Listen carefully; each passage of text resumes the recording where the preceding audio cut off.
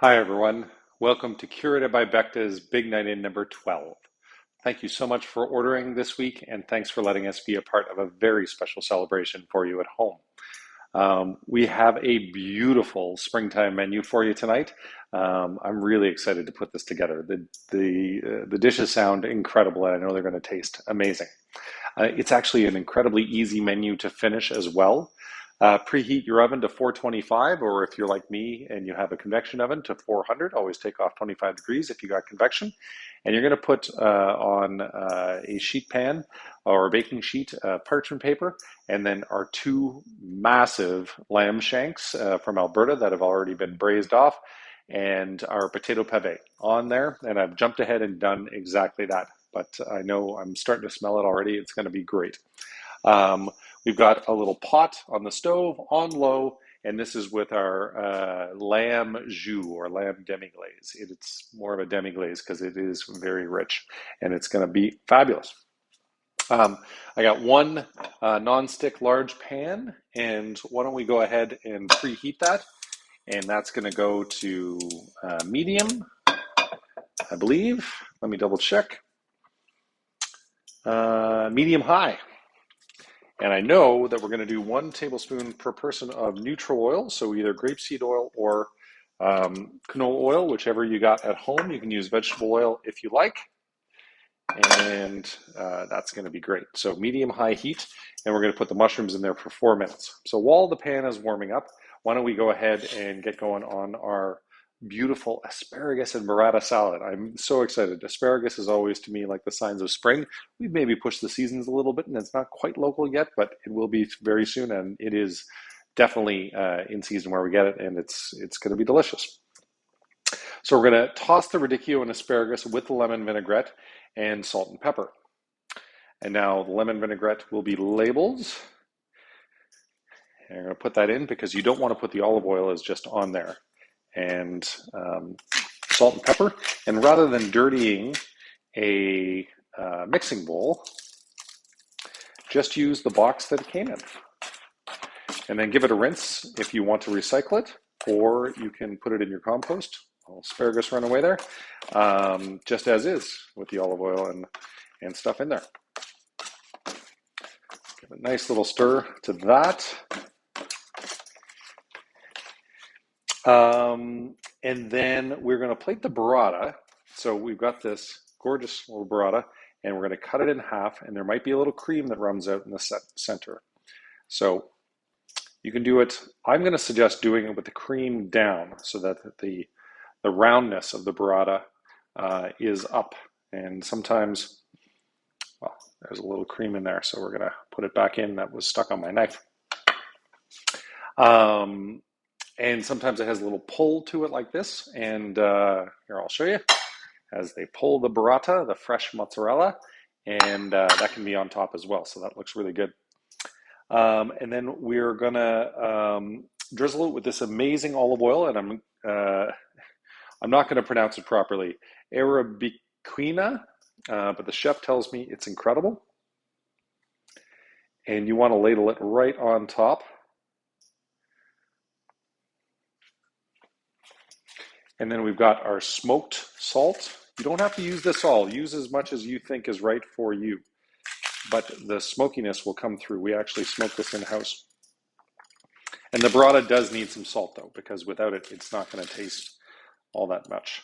And the smokiness is great from the smoked salt. So a couple pinches per. By the way, my pan is hot now, so I'm going to throw my cremini mushrooms in for about 4 minutes. Don't put your kale in there. Maybe my pan is not that hot, so maybe I've got to do it for 5 or 6 minutes. We mix the kale in there, so make sure there's no hidden mushrooms underneath the kale. This guy is looking good.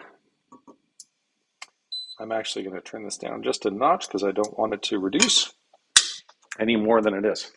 Okay, so we've got the burrata, we've got the olive oil, we've got the smoked salt and freshly cracked pepper, please. We do not include this, so hopefully you have a pepper grinder at home. Yeah, I know which one is going to be my Instagram shot. Okay, and now The asparagus and radicchio mixture is going to go around the plate. There's a lot of it here. And so just be creative on how you plate it. In the perfect world, the radicchio would probably be underneath and the asparagus on top of the radicchio. But play around and see what works for you.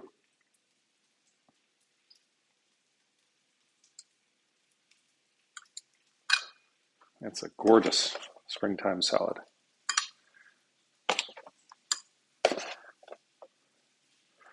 I hear my mushrooms doing their business.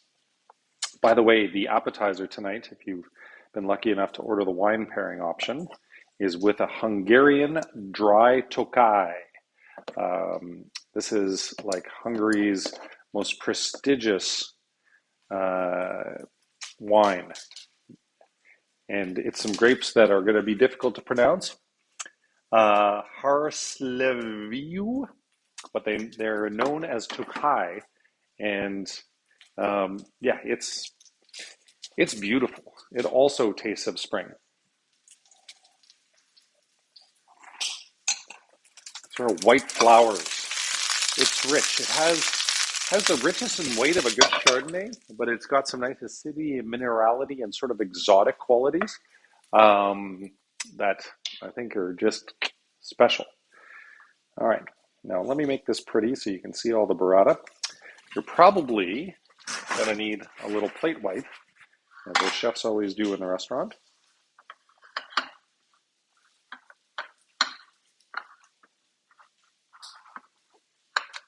There we go. I'm going to use the rest to get the leftover little burrata out there. And then finally, we've got a sourdough crumble, and put this around. Make sure that you can still see the burrata though, because that's the very pretty part of this. It's almost like Christmas time with the reds and greens here. I promise you, you're going to love this salad. It's all in there.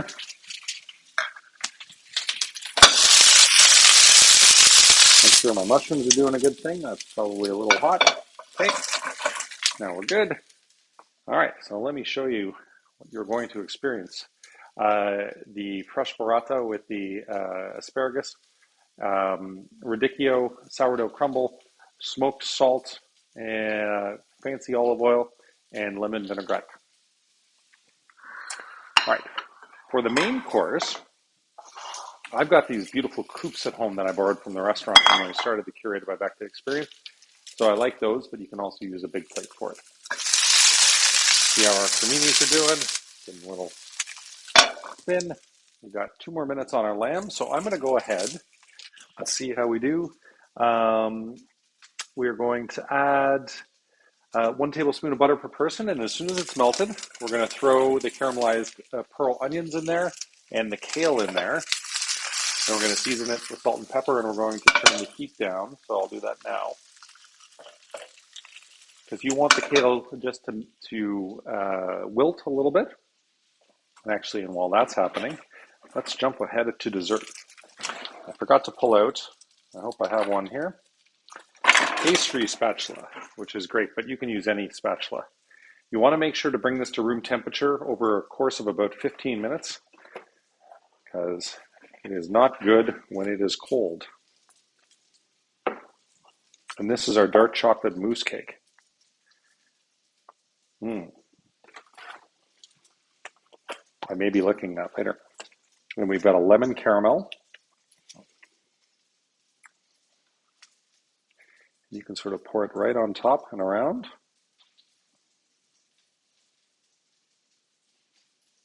Gorgeous. Okay, butter is melted. Multitasking here. Pearl onions are going in. Caramelized pearl onions. And our kale. There's a big piece. I'm just going to rip it up a little bit. Hey Google, off. Okay, going to turn my oven off, and the lamb and the potato pave will be out in a second. But first I want to stir up my veggies. Okay, and then we've got the sour cherries. I think, because I want to plate it all beautiful, I'm going to use a spoon. There's something about red and brown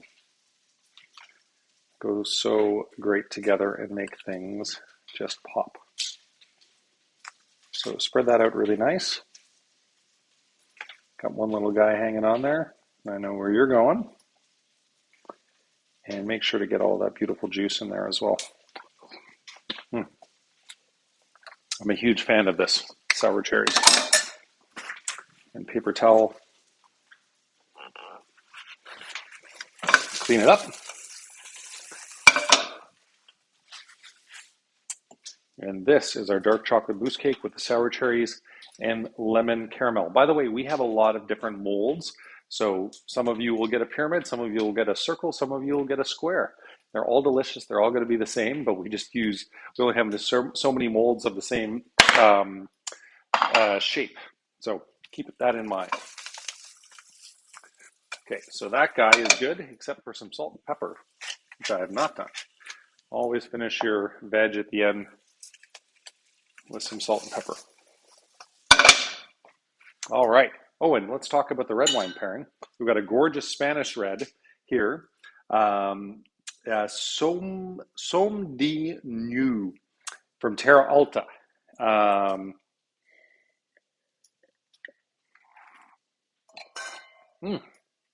It is delicious. It's bright, but rich and decadent, and the acidity is going to just cut right through the lamb, all the richness of the lamb. So that's awesome. Okay, so let's turn this guy off. It's definitely done. And then let's get the lamb and the potato pave out. And actually, you know what? I need the same potato lifter that I used for the chocolate. I should have licked that off before I give it a quick wash, because that's going to be key for the potato pave lifting. And I also am going to need this towel. Oh man, this looks incredible, and it smells even better.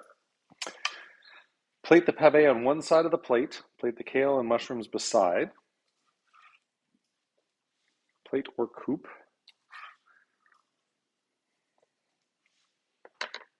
Okay, mushrooms next. Hopefully I've got some non-stick tongs. We're down to the salad tongs here, because I actually did a meal kit video last night, and maybe I didn't run the dishwasher yet because it wasn't full.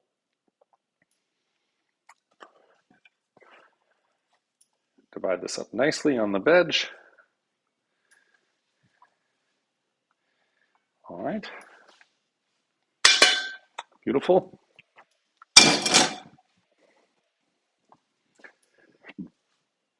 And then got our lovely braised lamb shank going in there. This is definitely the beautiful picture. So I've got the rosemary right there as well. And we can clean it up.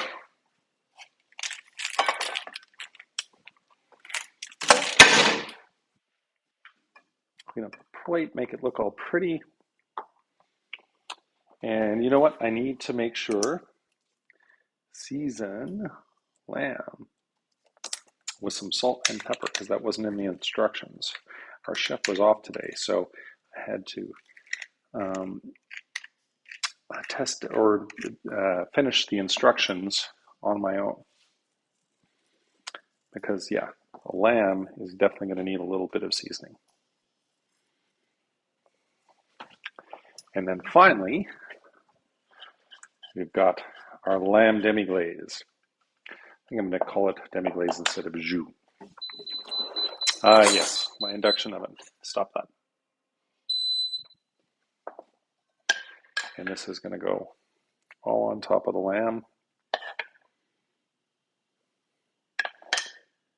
Some of you might be getting this for Easter weekend, and I hope you love it, because lamb is the traditional Easter dinner, but spring lamb. But Big Night In is going to run for a few weeks, so whether you're having it at Easter or later on, we hope you love it.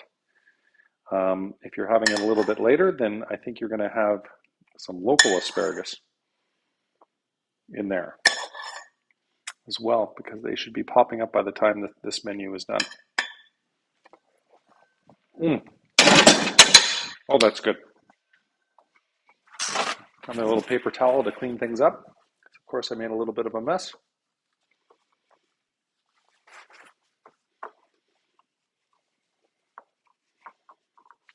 There we go. So there's our beautiful braised Alberta lamb shank with the kale and mushrooms and potato pave and the caramelized pearl onions and that lamb jus, which is just taking my breath away.